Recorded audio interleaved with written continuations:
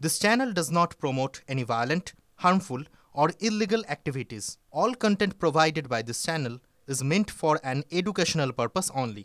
School service পরীক্ষায় সেরা সাফল্য মানে oxygen books SSC gateway series. ফের এসএসসি মামলায় রাজ্য সরকারকে ভৎসনা সুপ্রিম কোর্টের। আপনারা এখনো অযোগ্যদের চাকরিতে ঢোকাতে চাইছেন, নিজেদের পছন্দের প্রার্থীদের সুযোগ দেওয়ার চেষ্টা হচ্ছে। এটা অত্যন্ত লজ্জাজনক, ট্রুলি শকিং মন্তব্য সুপ্রিম কোর্টের ডিভিশন বেঞ্চের। আমাদের সঙ্গে রয়েছেন আমাদের প্রতিনিধি জ্যোতির্ময় রয়েছেন। জ্যোতির্ময়, আজ ঠিক সুপ্রিম কোর্টে কি হয়েছে?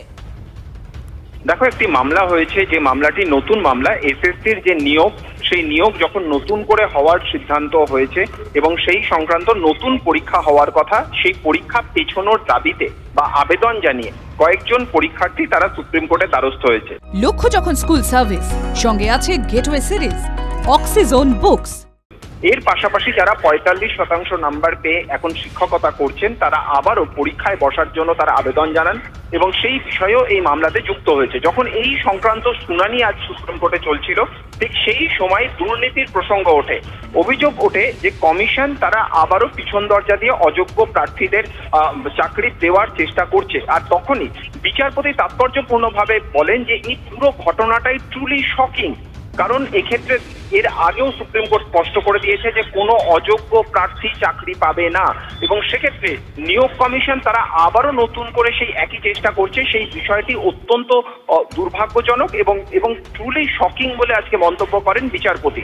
এবং তার পরবর্তী ক্ষেত্রে জানানো হয়েছে যে যারা ৪৫% নাম্বার পেয়েছেন তারা আবেদন করতে পারবেন। এর জন্য 7 দিনের আরো অতিরিক্ত সময় দেওয়া হয়েছে যাতে তারা ফর্ম ফিল আপ করতে পারেন। পরীক্ষা পিছনো হবে কিনা এই বিষয়ে কমিশন এবং রাজ্য সরকারের মতামত জানতে চাওয়া হয়েছে এবং তাদের নোটিশ দেওয়া হয়েছে। তাদের বক্তব্যের প্রেক্ষিতে, অর্থাৎ এই নোটিশের জবাব যখন আসবে, হলফনামা জমা পড়বে, তার প্রেক্ষিতে পরবর্তী ক্ষেত্রে নির্বাচন সুপ্রিম কোর্ট এ বিষয়ে নিজেদের মতামত জানাবে বা রায় দেবে। ধন্যবাদ জ্যোতির্ময়। আরো একবার জানাই আপনাদেরকে, এসএসসি মামলায় ফের রাজ্য সরকারকে ভৎসনা সুপ্রিম কোর্টের। আপনারা এখনো অযোগ্যদের চাকরিতে ঢোকাতে চাইছেন, এমনটাই মন্তব্য সুপ্রিম কোর্টের। বিকাশ রঞ্জন ভট্টাচার্য আইনজীবী এই মুহূর্তে আমাদের সঙ্গে টেলিফোন লাইনে রয়েছেন। আপনাকে স্বাগত টিভি9 বাংলায়। দেখুন, এই এসএসসির মামলায় আরো একবার রাজ্য সরকারকে ভৎসনা সুপ্রিম কোর্টের। এই রাজ্য সরকার যারা দুর্নীতি করেছে পরিকল্পনা করে, তারা এই দুর্নীতির থেকে মানুষকে মুক্তি দিতে চাইছে না, তারা দুর্নীতিটাকেই বৈধতা দেওয়ার চেষ্টা করছে। তাই বারবার বিভিন্ন আদালতকেই বলতে হচ্ছে, কড়া কথা বলতে হচ্ছে একটি এরকম আইনি সংস্থার বিরুদ্ধে। রাজ্য সরকারের সামান্যতম নীতিবোধ থাকলে তো তারা ঠিক কাজ করতেন, তারা তা করতে চাইছেন না।